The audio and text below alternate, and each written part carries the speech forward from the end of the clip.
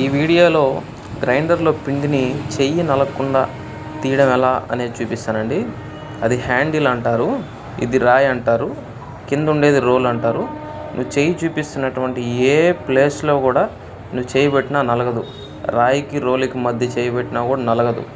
నువ్వు ఎక్కడ నలగద్దంటే హ్యాండిల్కి రాయికి మధ్య ఏలిపోయినప్పుడు మాత్రమే నలగద్ది. హ్యాండిల్కి రాయికి మధ్య ఏలిపోయినప్పుడు మాత్రమే నలగద్ది.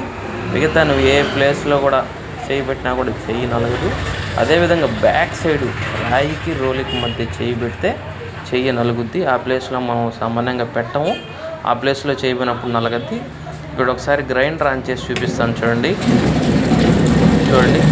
ఆ ఏ ప్లేస్లో చేయి పెట్టినా నలగదు, రాయికి రోలుకి మధ్య చేయి పెట్టినా కూడా నలగదు.